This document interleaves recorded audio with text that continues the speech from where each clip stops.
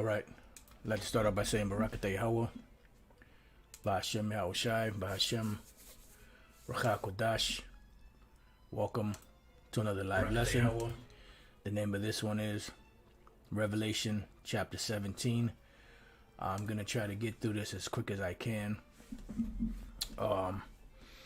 So we're just going to get right into it. This is dealing with Revelation, the 17th chapter. This is a chapter that was rolling around in my head, this morning when I got up. And, it is a very important chapter to know, to be able to understand what's going on in the world today. And it ties in a lot of end time prophecies. And there's one major thing in here to take away, and it's this woman that we're going to read about, and this woman, which is compared to a whore, a harlot, is a representation of a particular country, in this world, even though it calls it a city. When years ago, I remember Apostle Tar went into it, what makes up a city, it's citizens, and pretty much if you were born in the so-called United States, or if you naturalized, or if you get your citizenship, you become a citizen of the U.S. No matter what state you were born in, you become a U.S. citizen. And citizen goes back to the word city. So America is nothing but a gigantic city, that is called a country today. So we're going to get into it. Revelation 17:1. There came one of the seven angels which had the seven vials and talked with me. This is talking about the very end, going into the destruction. And when you read Revelation, pretty much Revelation is the same story told in many different allegories, many different parables, you could say, proverbs. And in some of the scriptures in Revelation, it breaks down what it means, but at the time when it was written, it was not understood, because this particular prophecy hadn't been fulfilled yet. So it says, saying unto me, come hither, I will show unto thee the judgment. And this is what we're heading for, the judgment. Then it says, of the great whore. She's not just a whore, she's a great whore, which means she's a master, of whoredoms, which we're going to read about. It says, I will show thee the judgment of the great whore that sitteth upon many waters. Now, the first thing to deal with in this chapter, or this verse, is the many waters. When you jump down to the 15th verse, it says, and he saith unto me, the waters which thou sawest, where the whore sitteth, are peoples and multitudes and nations and tongues. Because America has had a great influence on the world population. Everybody at one time or another was taken by the allure of America. So these waters are a representation of peoples, multitudes, nations, and tongues. Now, when we deal with the part about the great whore, let's go from there. Let's go to the book of Nahum. Nahum chapter 3. And let's read 1, and we're going to jump around. Nahum chapter 3 and 1, it says, woe to the bloody city, it is full of lies and robbery, the prey departed not. Now this is speaking about ancient Nineveh, but it could be applied to America today, because it is following along the same lines as ancient Nineveh did. And a lot of those names of these different empires in the past and different great cities are applied to America today, such as Egypt, Sodom, so on and so forth. So I'm just going to jump to the point, verse 4. Because of the multitudes of the whoredoms of the well-favored harlot. You gotta, you have I forget what they call it. You have a stable. There you go. You have a stable, which the pimps use that as a stable for, for their hoes. Their hoes being in comparison to these horses, But then out of the whole stable, you have one particular hoe that's, sought for more than any of the other ones. Could be for her beauty, could be for her body, could be for her skills. Well, America is that well-favored harlot today. Back then it was Nineveh. Then it says the mistress of witchcraft. Now the word mistress is the feminine way of saying master. So the mistress of witchcrafts, that selleth nations through her whoredoms and families through her witchcrafts. And that's what they have done. You can read about that in Revelation the 11th chapter. You can read about that in Revelation the 18th chapter, about slaves and souls of men. In Revelation the 11th chapter, it speaks about, them sending gifts one to another. All right, and the last precept I have on that is the book of Jeremiah 51 and 13, right to the point. O thou that dwellest upon many waters. Now this is dealing with America also, Babylon the Great. Babylon judged for sins against Israel. And remember, this whole thing is happening to these nations for the controversy of Zion. So jumping back down to the 13th verse, O that dwellest upon many waters. So what are the waters? Peoples and nations and multitudes and tongues. America is known as what? The great melting pot. You could look into that. You could type in the Great Melting Pot America, and and you could get information dealing with that, how many nations came to this country, and really how many nations are still enamored by this great whore. Oh, because she has a spell on everybody. O thou that dwellest upon many waters, abundant in treasures. Thine end is come, and the measure of thy covetousness. So everything that you've done that has led to your riches, now you're left there to face the music. America has to face the music. Esau has to face the music. That's a title for a lesson right there. So now let's go back to Revelation 17. And let's jump to the second verse. It says, with whom the kings of the earth have committed fornication. Fornication is spiritual adultery, in the case of the worship of idols. So how did they commit fornication? By taking on the philosophies, the ideologies of America. And you can see it. All you have to do is go to these different countries and you'll see how they're conformed to the image and the ways of America. It says, and the inhabitants of the earth, because when you read Revelation, the 13th chapter, it speaks about how this beast is going to have sway, over the whole earth once their deadly wound was healed. And those of you brothers that have been studying and that understand the scriptures, that wound was healed during the time of the Renaissance period. This is when this whole system started to emerge once again. And then once they colonized America, that became the total revival of the ancient Roman Empire, with America being the eighth head, as we're going to read later on. It says, and the inhabitants of the earth have been made drunk with the wine of her fornication, because this stuff that she's doing, she's pushing upon all different nations. Now, going back to Jeremiah 51 and 7, it says, Babylon has been a golden cup in the Lord's hand. So you see how Revelation 17, Revelation 18, and other chapters parallel go back with Jeremiah 50 and Jeremiah 51, because it's speaking about the same exact things. Babylon has been a golden cup in the Lord's hand that made all the earth drunken. Yeah.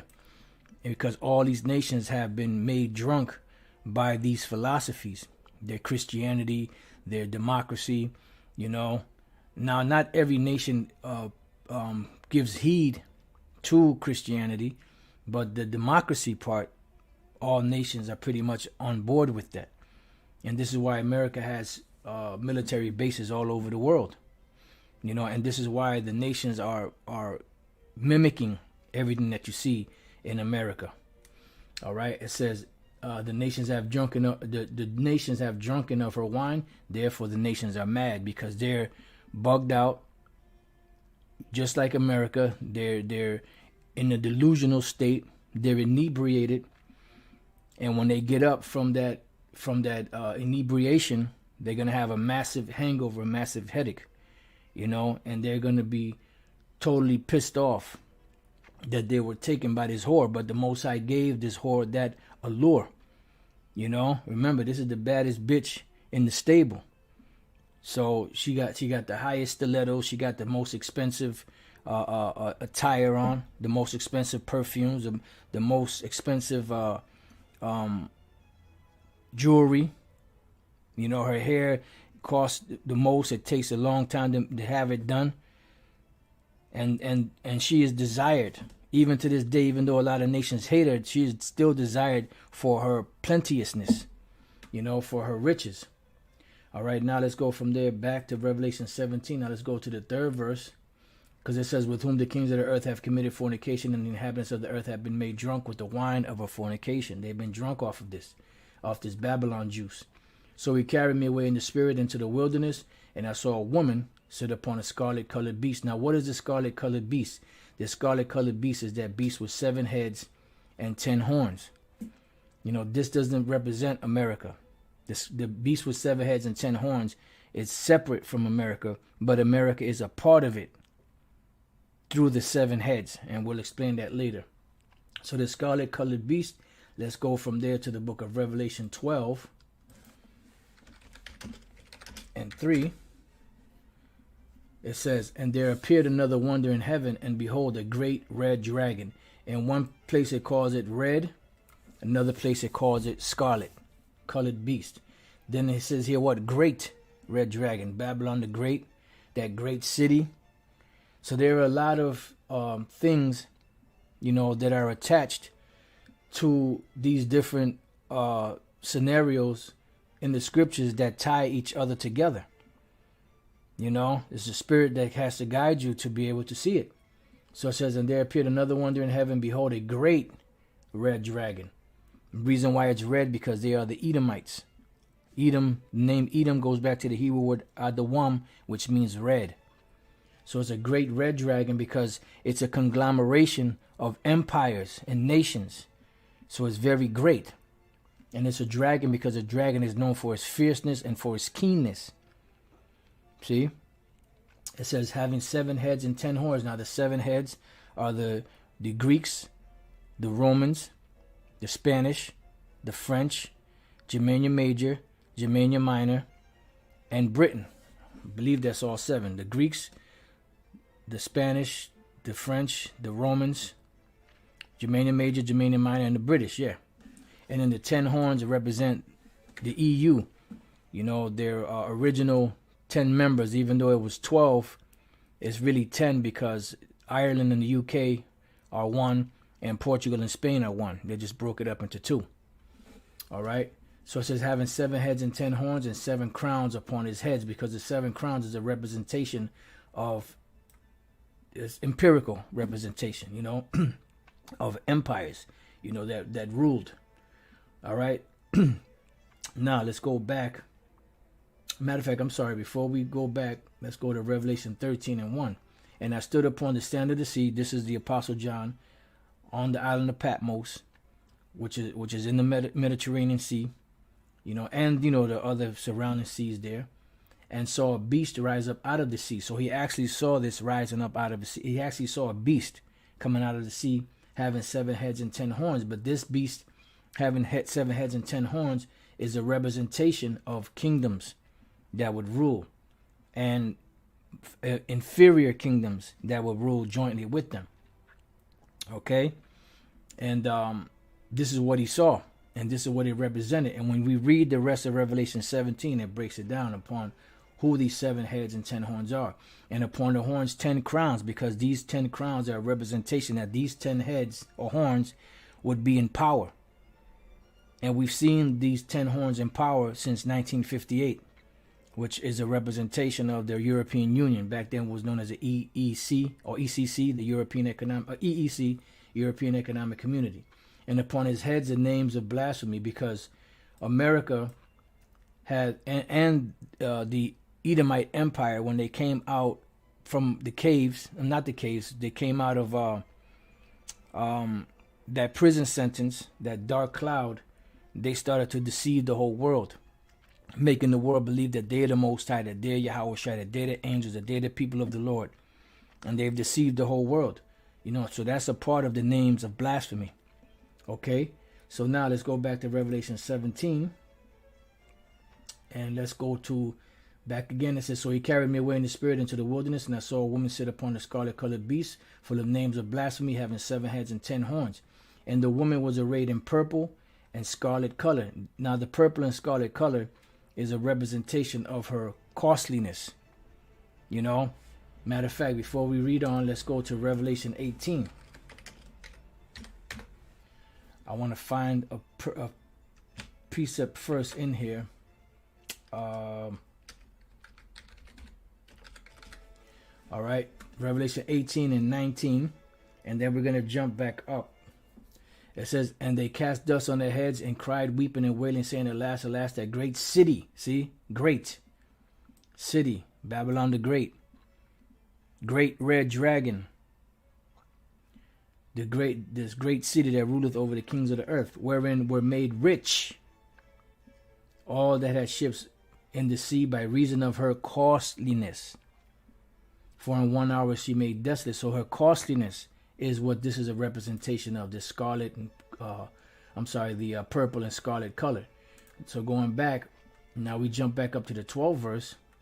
I'll start at 11. And the merchants of the earth shall weep and mourn over her, for no man buyeth their merchandise anymore. And this is how these nations are getting rich. And this is why they don't mind selling out. They don't mind sipping of that cup, because of the benefits that come with it. But it also comes with judgments. It says, the merchandise of gold and silver and precious stones and of pearls and of fine linen and purple and silk and scarlet and all the ironwood and all manner of vessels of ivory and all manner of vessels of most precious wood and of brass and iron and marble. So that is a representation of her splendor. Revelation 17 and 4, and the woman was arrayed in purple and scarlet color and decked with gold and precious stones and pearls. So we just read about that. Having a golden cup in her hand, which is that cup, that Babylonian juice that all nations are drinking, including 2/3 of Israel here in America, and even Israelites that know that they're Israelites, full of abominations and filthiness of a fornication. And what are these abominations and filthiness of a fornication? That's dealing with pretty much do what you want to do. You want to be a homo, you want to be a lesbian, you want to be a pedophile, a zoophile, you want to be a freak, you know, you want to be a transvestite, you want to be an alphabet person. You could do whatever you want here in America, because this is spiritually Sodom in Egypt. It says, and upon her forehead was a name written, mystery. So this is a mystery as to what this is. It says Babylon the Great, because it's the greatest, because Babylon represents confusion. So America is the greatest conglomeration of confusion on the planet. Everything is turned upside down here. More to him that call evil good and good evil. The mother of harlots, because you can do whatever you want here. You can worship whoever you want. You know, harlot is also symbolic of what? The Lord told Israel, I know that thou hadst a whore's forehead, because they will bow down to every different idol. So here in America, you could be whatever you want to be. You want to be a Buddhist. You want to worship trees. You want to worship lizards. You want to worship whatever you want to worship. You could do it here. So it's the mother of harlots and abominations of the earth. You know, all you have to do is look to the alphabet people to understand that. And when you break Babylon the Great, mother of harlots, and abominations of the earth down in the Hebrew, they each break down to 666. I did a video on it years ago. I'm not sure if I re-uploaded it back on here, but if you type in, I'm pretty sure if you type in Revelation 17 and 5, it may come up. If I remember, I'll check and maybe upload that video here.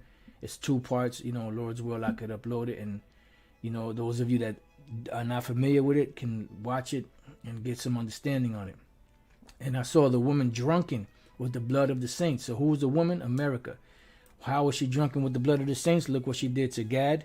Look what she did to Reuben. Look what she did to Issachar, Ephraim, the other tribes.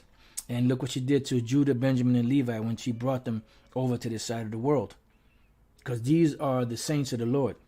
You know, and this is what she did. She was drunken with the blood. So much so that she wiped out a good portion, but the Lord left a remnant. It says, and with the blood of the martyrs of Yahushua, because you've had prophets that have died here in America, you know, at the behest, even though indirectly, some Jakes killed some of the martyrs, so some of the witnesses.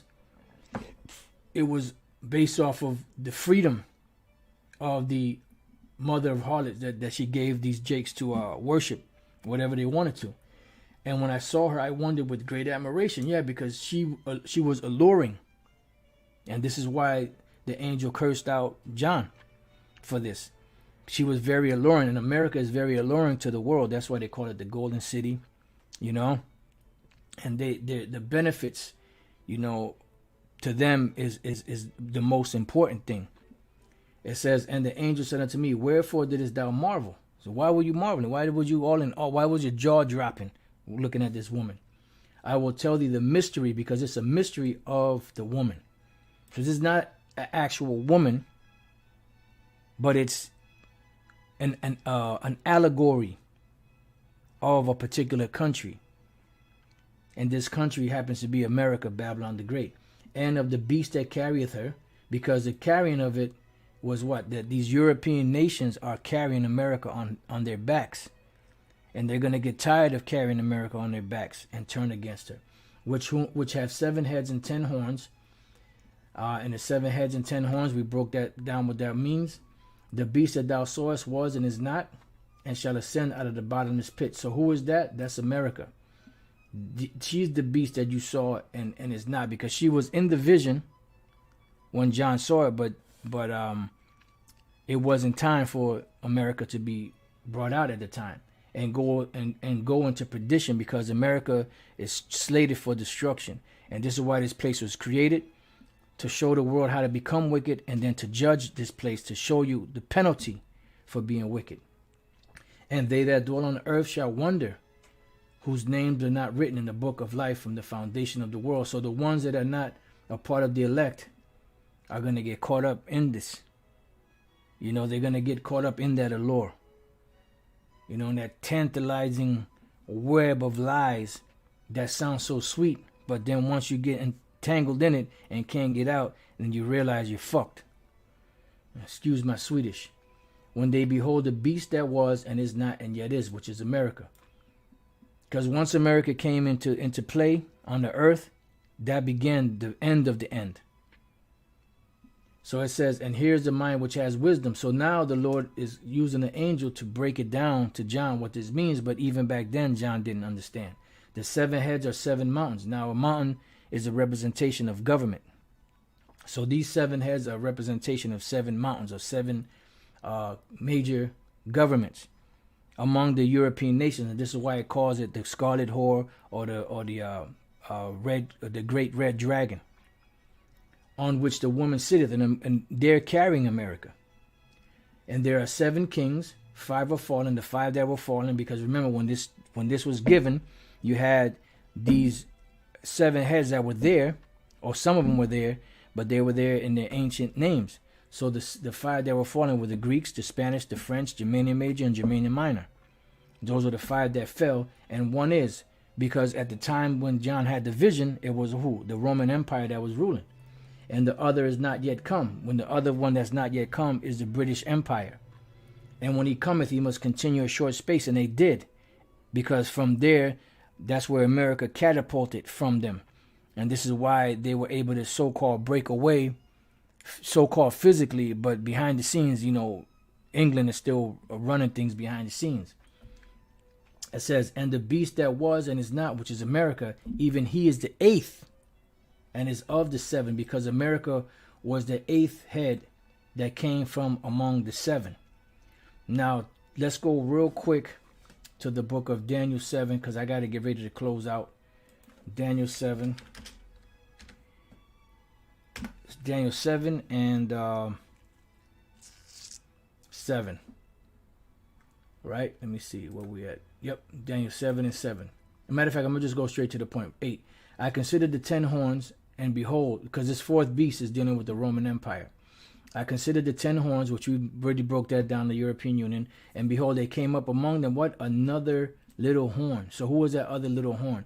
That was America that came out of that European Union. Now, this is dealing with the 10 horns, but when we read in Revelation 17, it spoke about the 7 heads and the 8th head coming out of them.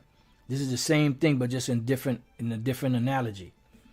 So among them, and there came up among them another little horn, before whom there were 3 of the first horns plucked by the roots. And those 3 horns that were plucked by the roots were the French, the Spanish, and the British, who were the ones that had colonized, for the most part, had colonized this part of the world. And America took them out of here. You had the Spanish-American War, you had the French-American War, and then you had the War of Independence. All right? So these were the 3. And behold, in his horns were the eyes like the eyes of man, because that represents wisdom. The scriptures say that the wisdom of these devils has corrupted them. They're wiser than Daniel. And a mouth speaking great things. And that mouth speaking great things goes back to Revelation 13:1. Goes back to Revelation 17 about the mouth speaking great things and blasphemy. All right. Now going back to Revelation 17:11. And the beast that was and is not, even he is the 8th and is of the 7, and goeth into perdition. So the moment that America came into power is the moment that she started dying. It says, and the 10 horns which thou sawest are 10 kings, which is letting you know that it was 10 empires that were going to raise up, that were going to be ruled by these 10 kings. And a king doesn't necessarily represent an actual king. It represents a leader, because all of these different nations have leaders over them, whatever their title may be. But they're known as the kings or nobles, in the scriptures. It says, which have received no kingdom as yet, but received power as kings 1 hour with the beast. And that was a representation of when they came into power. 1 hour with the beast, 1 hour with the Most High is roughly about 42 years, a little less than 42 years. And that time was up in 1998, which was I think that was a 42nd, the 42nd year. No, actually in the year 2000 was the 42nd year, because it actually was set up in 58. So 2000 was the 42nd year, So they're living on borrowed times now. It says these have one mind, because they are pushing this new world order, and shall give their power and strength unto the beast, because eventually they're going to all come together as one. They're going to put their differences aside, and they're going to focus on the main problem, which is America. All right. So it says, these shall make war with the Lamb, and the Lamb shall overcome them, for he is Lord of lords and King of kings. All right. So they're going to try to make war with Yahushua, but to no avail. You could go to Revelation 12. You can go to Revelation 19. You could go to 2 Ezra 13. But in the interest of time, I'm going to go to Revelation 16 and 14.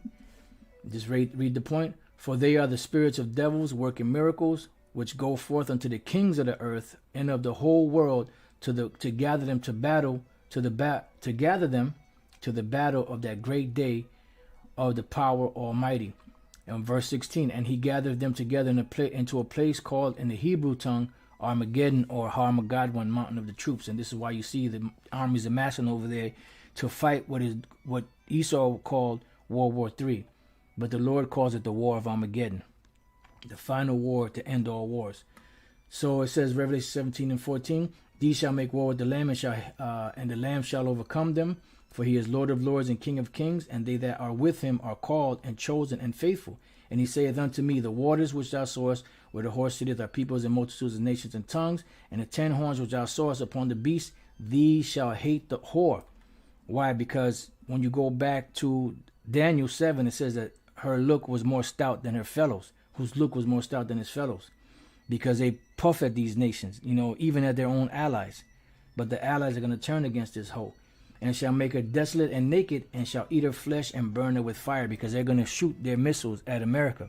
So it's not just going to be Russia and China and different other nations that are allies with Russia and China that's going to shoot their missiles. Also, their own European allies are going to shoot their missiles, because the Lord is going to put it into their mind to do this.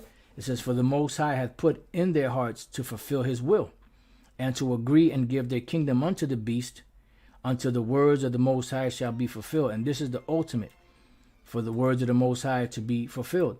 And the woman which thou sawest is that great city. So this great whore that sits upon all these people is that great city. What great city? Which reigneth over the kings of the earth. And what nation is ruling over the kings of the earth? If you are honest with yourself, you would say America. Now they're starting to lose that sway, but this is according to prophecy, because the Lord said that for the Most High hath put in their hearts to fulfill His will and to agree and to give their kingdom unto the beast, unto the words of the Most High shall be fulfilled. So they're going to turn against His host. So there's got to be something that has to go down for this badass bitch in the stallion in the stable to be hated and attacked. So that's what we see happening right now. So with that, I pray that your brothers have been edified. To the next time I say, Shalom.